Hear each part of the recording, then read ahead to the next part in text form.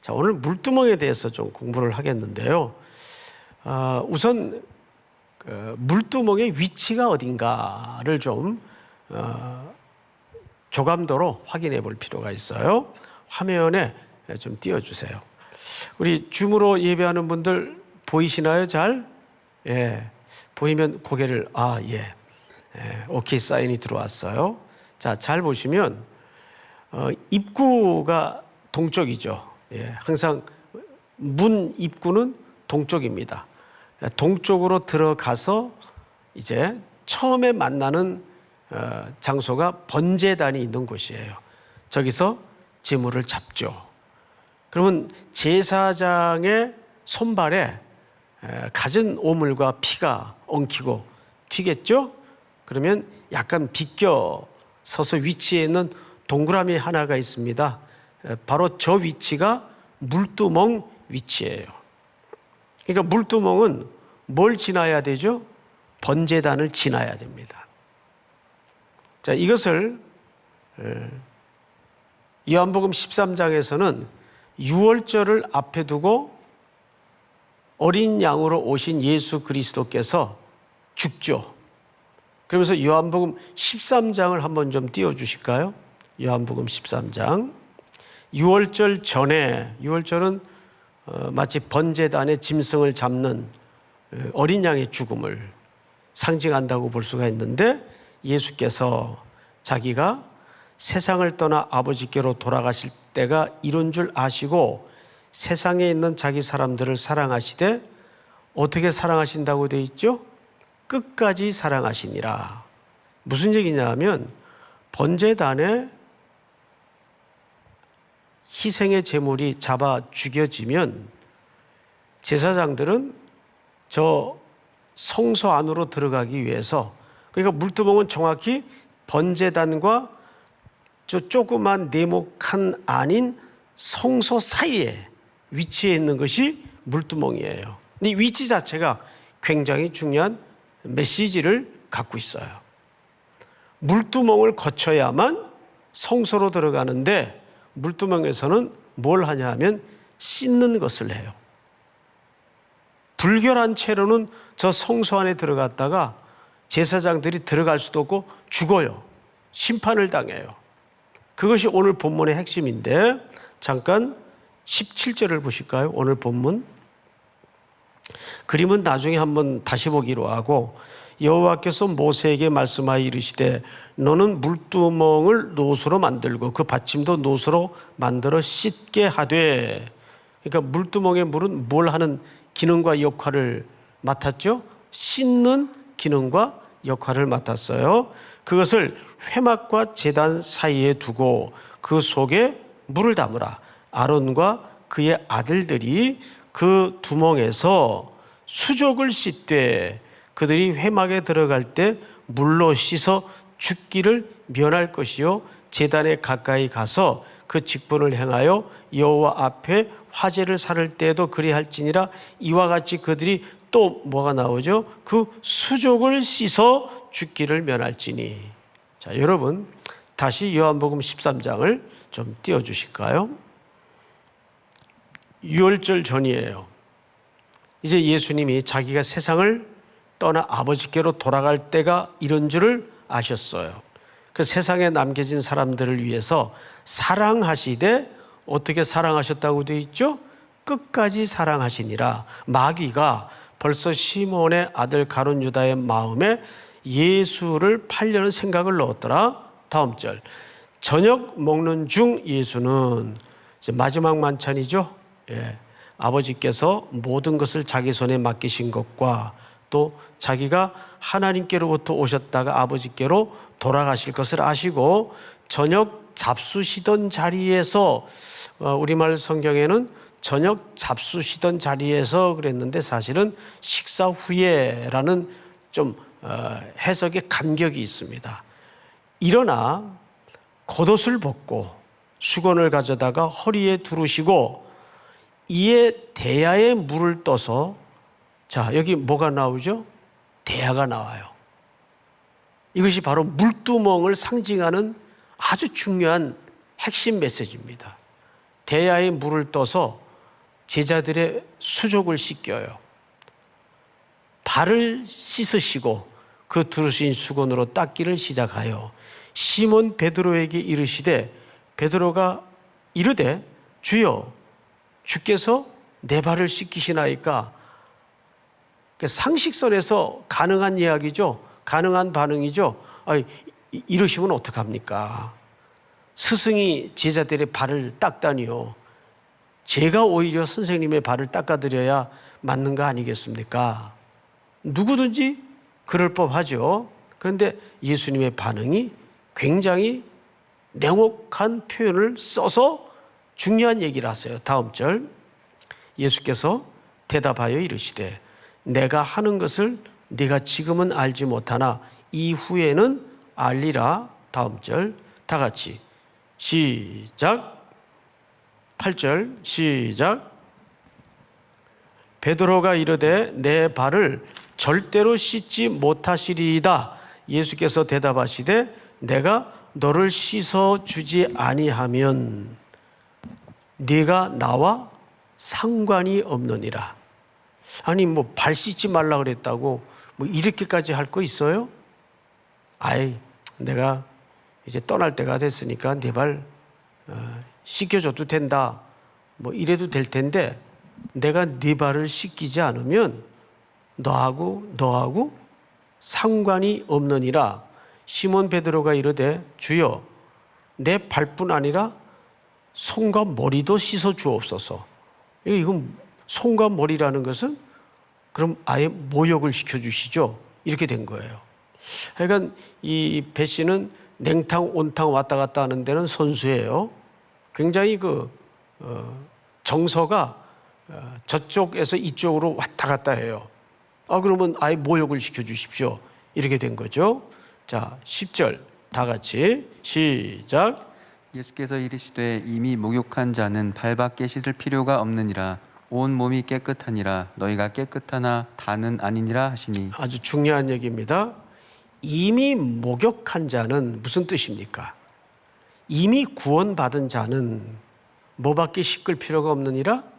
발밖에 씻을 필요가 없느니라. 온몸이 깨끗하니라. 자, 여러분 이게 무슨 얘기냐면 이런 뜻입니다. 우리가 번제단의 희생 제물의 희생을 통해서 뭘 얻죠? 구원을 얻어요.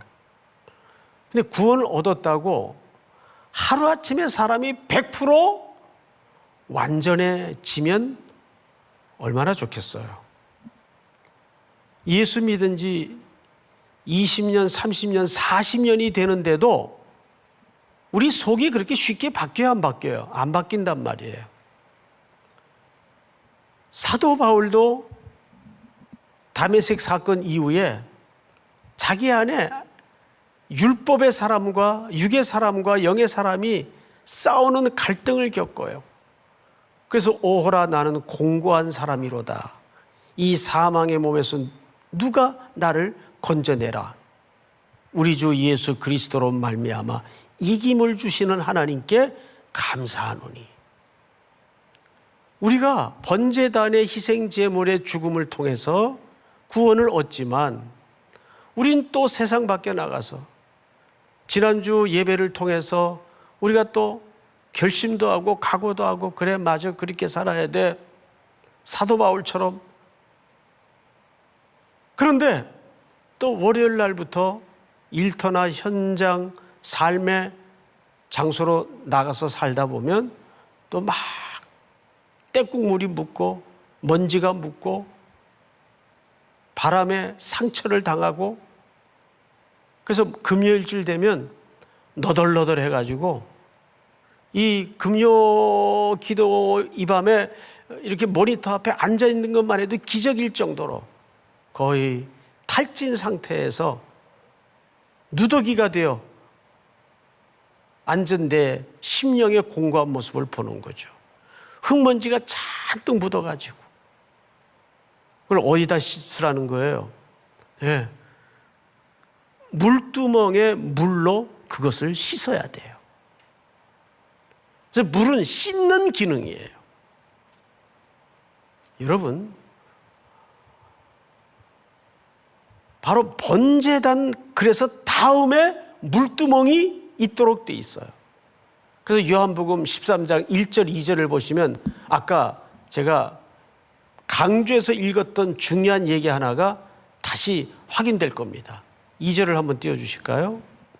6월절 전에 예수께서 자기가 세상을 떠나 아버지께로 돌아가실 때가 이런 줄 아시고 세상에 있는 자기 사람들을 사랑하시되 어떻게 사랑하세요? 끝까지 사랑하세요. 여기 눈물이 젖은 감격이 있는 거죠. 그러니까 하나님은 아들 예수 그리스도를 번제단인 십자가의 대속의 죽음으로 내어놓으신 이후에 우리를 회복하신 다음에는, 우리를 자기의 아들로 딸로 되찾으신 다음에는 아버지의 손은 만유보다 크심에 아무도 아버지의 손에서 빼앗을 자가 없느니라. 아무리 내가 고꾸라지고 넘어지고 별의별 뺀질이 행동을 해도 하나님은 다시 씻어 놓으세요. 우리는 이 물두멍에서 다시 씻어야 돼요. 그러면 도대체 이 물두멍은 뭘 얘기하냐 그 말이에요. 우선 이 물두멍은 놋으로 만들었어요. 놋. 자, 성경을 볼까요? 오늘 본문을 좀 보십시다. 17절. 여호와께서 모세에게 말씀하여 이르시되 너는 물두멍을 놋으로 만들고 받침도 놋으로 만들었다 그랬어요. 근데 이 광야에서 이게 어디서 났을까? 어디서 났을까? 보통 놋은 성경에서 심판을 상징하는 금속이에요. 놋은 심판을 말해요. 놋으로 물두멍을 만들려고 그랬어요. 이 놋이 어디서 났을까? 우리 출애굽기 38장을 한번 볼까요? 자, 한번 같이 읽겠습니다. 시작. 그가 놋으로 물두멍을 만들고 그 받침도 놋으로 하였으니 곧 회막문에서 수종드는 여인들의 거울로 만들었더라. 어허. 성경을 보니까 출애굽기 저 뒤편에 이 놋이 어디서 났는지 출처를 밝혀요. 그가 놋으로 물두멍을 만들고, 정확하죠? 그 받침도 놋으로 하였으니 곧 회막문에서 수종드는 여인들의 뭘로 만들었더라? 거울로 만들었더라. 여러분, 이미 이때 거울 없는 여인들이 있었어요. 거울을 보지 않는 여인들이 있었어요. 근데 여러분, 거울은 여인들에게 어떤 개인 용품입니까? 이 당시에 자기의 외형적인 것을 단장하고 확인하고 미모를 확인하는 그런 용품이에요. 뭐 오늘날처럼 이렇게 사진을 찍듯 정확한 선명한 그런 거울은 아니었겠죠. 청동 또 놋으로 만든, 갈아서 만든 거울이니까 뿌연 또 희미한 거울이었겠지만 그래도 그 뿌옇고 희미한 것으로 여인들이 자기의 외모를 확인하고 비추었었어요. 그래서 비록 광야길을 걸어가는 고단한 일상이지만 그 여인들에게 이 거울은 매우 소중한 것이었습니다. 그런데 회막문에서 수종드는 여인들의 거울을 전부 이 물두멍을 만드는데 그게 놋으로 만들었으니까, 또 물두멍을 여호와께서 놋으로 만들라고 했으니까 내놓는 거예요. 근데 이상한 게 하나 있어요.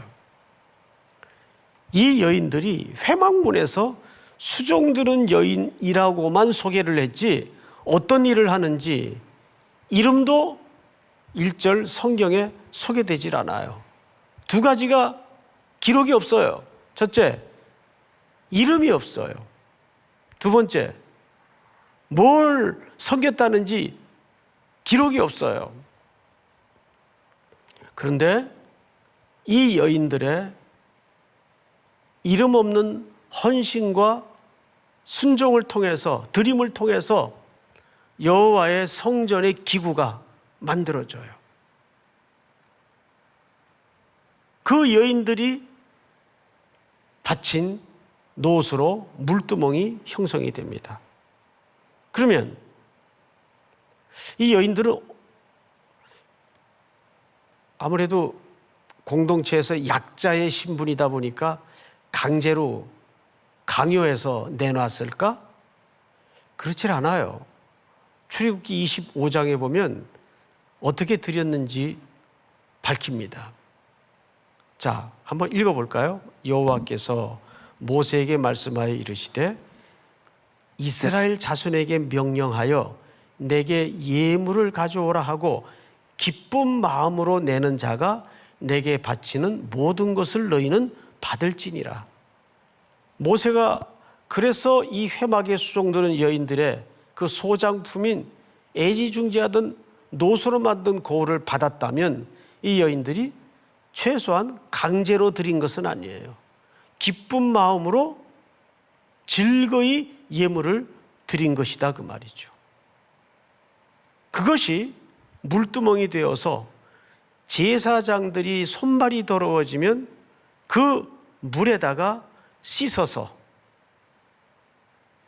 죄가 씻어지고 거룩이 새로워져서 회막 안으로, 성소 안으로, 그래서 더 나아가 지성소로 들어가는 자격을 얻게 되는 거예요. 이 과정 속에 예수님은 정확히 우리에게 무슨 약속을 남겨놓았는가 하면 자기 사람들을 사랑하시되 끝까지 사랑하시느니라. 예수님의 십자가의 구속의 사랑에는 우리가 천성문에 이르러서 다시 만날 예수님의 얼굴을 보기까지 우리의 이 나그네 길과 순례길을 꼼꼼하게 경고히 붙드시고 동행하신다는 약속이 담아져 있는 거예요. 그러니까 간혹 우리 성도님들이 자기 존재와 자기 자신에 대해서 좌절을 할 때가 있어요. 아이고, 내가 이러고도 목사인가? 아유, 내가 이러고도 예수 믿는다고 할 수 있는가? 그래서 스스로 무너지는 신앙의 결백증 환자들이 굉장히 많아요. 이때 우리는 조금 시각을 달리 해야 됩니다. 우리의 실패나 좌절은 내게 기초나 근거가 없어요.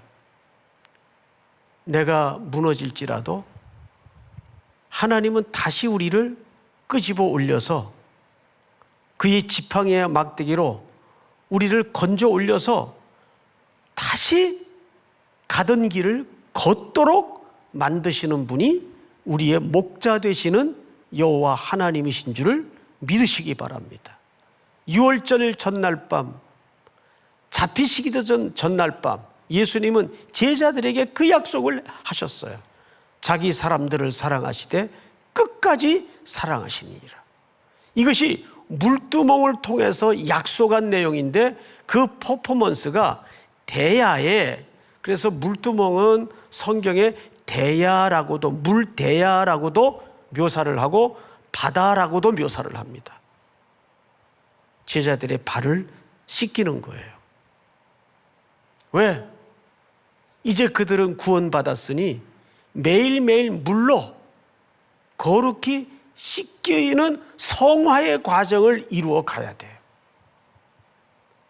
그래서 우리는 구약 성경에 아주 중요한 족장의 이름들을 기억할 겁니다. 아브라함은 뭐의 상징이죠? 아브라함은 보통 우리가 믿음의 조상이라 그래요.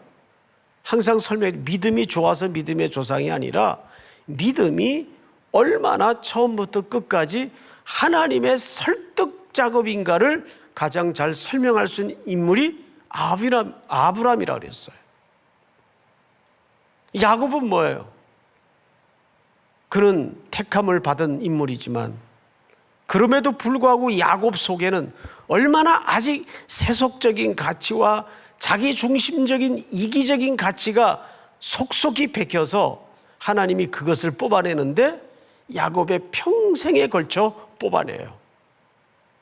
그래서 야곱을 포기하던가요? 포기하지 않아요. 수많은 험악한 세월을 겪게 만들어서라도 야곱 인생에 속속히 박혀있는 그 인간적인 속성들을 결국은 다 뽑아내고야 맙니다. 그런 12아들을 복을 빌면서 예언 겸 복을 빌면서 말년에는 남의 나라에 식객으로 들어간 주제에 신격인 바로의 머리에 손을 얹고 여호와의 이름으로 기도를 해요. 여러분, 그게 얼마나 대단한 퍼포먼스인지 아십니까? 비록 내가 이 땅에서 나그네요, 객이요, 식객으로 그대 나라에 아들 덕에 들어와 있지만 바로의 머리에 손을 얹고 기도를 해요. 얼마나 놀라운 말년의 고백입니까? 우리가 순례의 저 길 끝에, 그래서 이 순례는 오랜 순종이 있어야 그 영광스러운 결과를 만나게 되어 있습니다. 하나님이 우리 모두를 반드시 그렇게 인도할 거예요. 수많은 웅덩이, 가시덤불, 불섭이 앞에 있더라도 자기 사람들을 사랑하시되 끝까지 사랑하시느니라. 그게 물두멍에서 말하고자 하는 은혜입니다.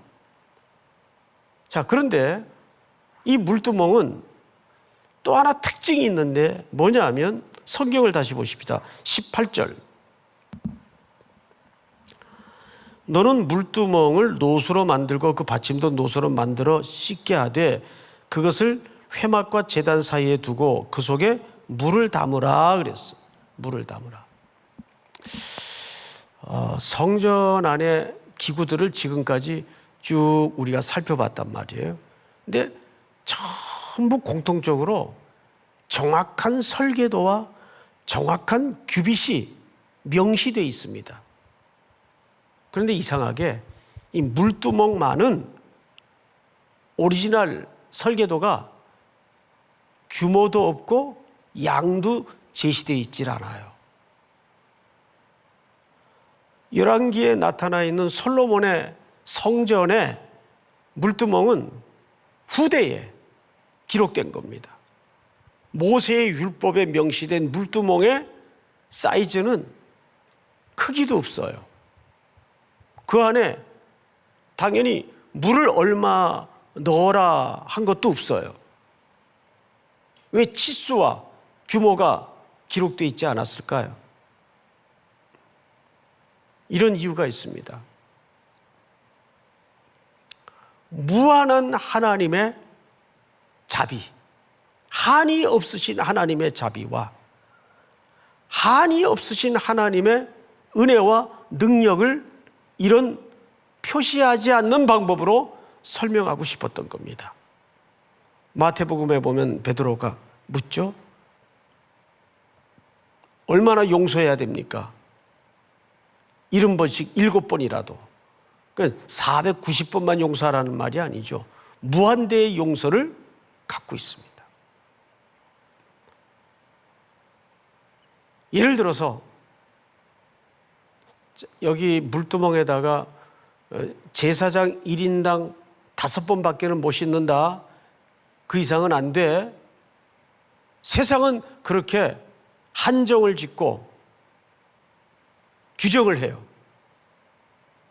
그런데 여기에 물두멍의 사이즈, 양은 일절 수치에 대한 기록, 양에 대한 기록이 없어요.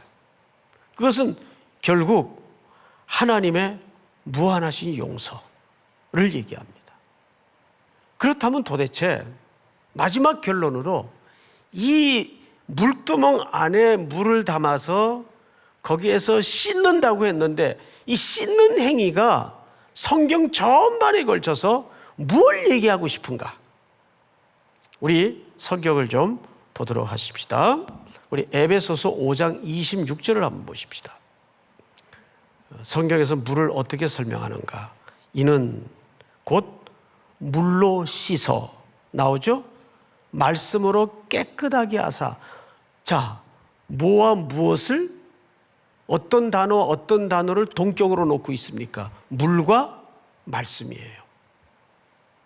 우리의 심령은 뭘로 씻습니까? 말씀으로 씻는 거예요. 그걸 물로 씻어 말씀으로 깨끗하게 하사 거룩하게 하시고. 할렐루야. 우리 시편 119편을 한번 볼까요? 다 같이 읽겠습니다. 시작. 내가 전심으로 주를 찾았사오니 주의 계명에서 떠나지 말게 하소서. 예, 내가 주께, 다음 절, 내가 주께 범죄하지 아니하려 하여 주의 말씀을 내 마음에 두었나이다.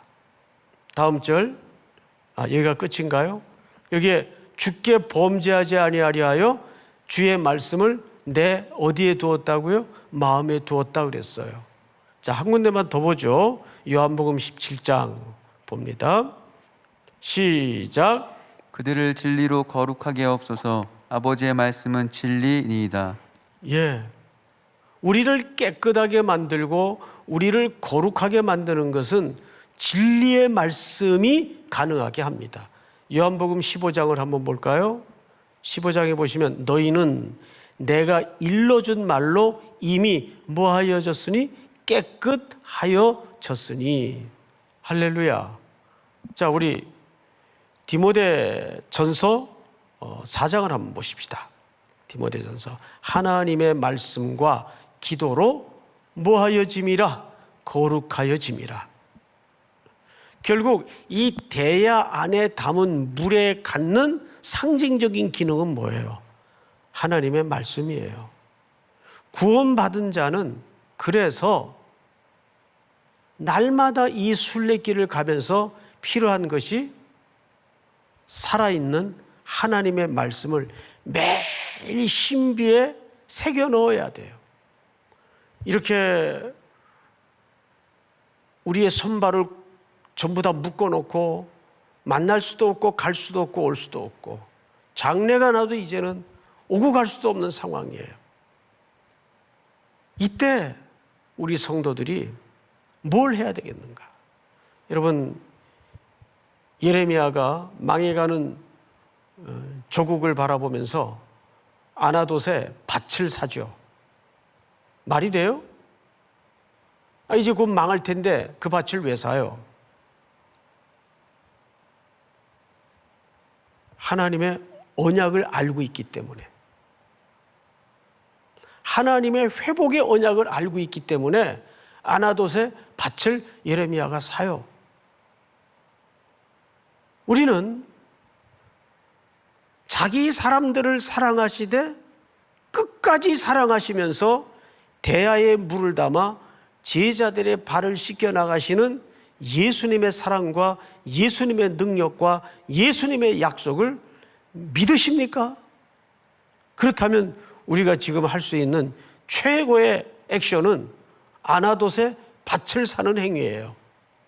그 행위가 뭘까요? 그 부동산 투기하러 돌아다니라는 얘기일까요? 김인중 목사님이 뭐라 그랬어요? 다 팔라 그랬잖아요. 두 채 갖고 있는 거는. 살집 외에는 다 팔라 그랬잖아요. 그 얘기가 아니라 우리가 하나님의 언약과 약속을 믿고 지금 아무것도 마치 포로가 된 듯 묶여있는 이 상황 속에서 에레미야가 아나돗에 밭을 사는 행위를 할 수 있었던 그 의미 뭘까요? 우리는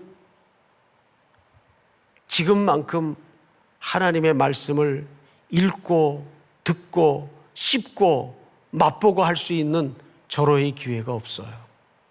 저는 그렇게 믿습니다. 오늘도 우리 일청에서 뭐 이렇게 계획서가 하나 올라왔어요. 뭡니까? 그랬더니 지금 아무것도 할 수 없지만 우리 일청년들에게 성경 읽기를 위해서 패키지를 좀 만들겠다는 거예요. 그렇다면 해봐라. 뭐든지 해봐라.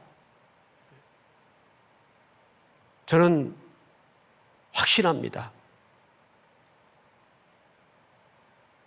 어제 오늘 새벽에도 말씀을 드렸지만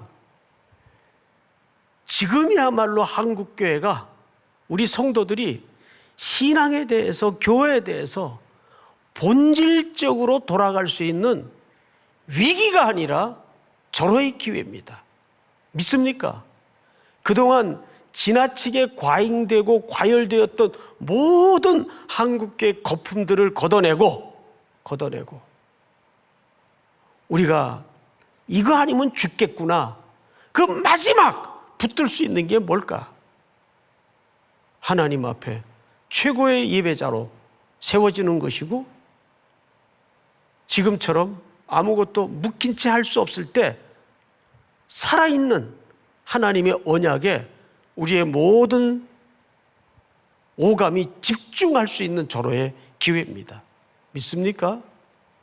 오늘도 이 말씀이 자기 사람들을 사랑하시되 끝까지 사랑하시니라 하면서 대야에 물을 담아 제자들의 발을 씻겨 나가시는 예수님의 눈물겨운 사랑의 섬김에 여러분들이 포함되어 있고 우리 이 시대가 포함되어 있다는 것을 믿으시기 바랍니다.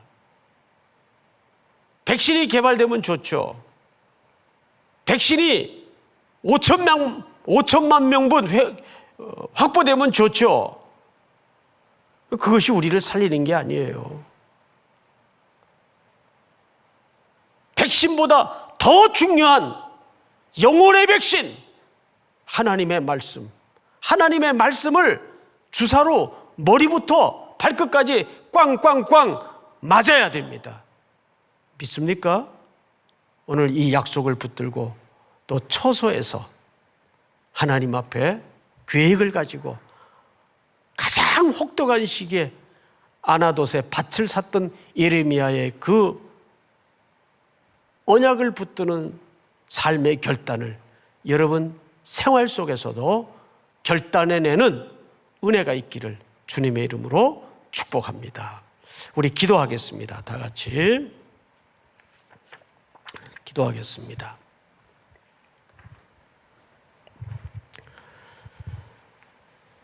예수께서 자기가 세상을 떠나 아버지께로 돌아가실 때가 이른 줄 아시고 세상에 있는 자기 사람들을 사랑하시되 끝까지 사랑하시니라. 이에 대야에 물을 떠서 제자들의 발을 씻기시고 그 두르신 수건으로 닦기를 시작하여 오늘도 이 주님의 섬김이 우리 모든 성도들의 일상에 드러나게 하시고 특별히 여러분들이 하나님 앞에 이런 순종의 삶을 고백하여 살아낼 수 있도록 도와주시옵소서. 또 여러분들이 오늘 이 밤에 이 자리에 엎드릴 때마다 하나님 앞에 가지고 나와 구했던 제목들을 놓고 우리 간절히 한번 있는 처소에서 우리 주변 환경 돌아보지 말고 한번 주여 부른 다음에 소리내어 통성으로 함께 기도하십시다. 주여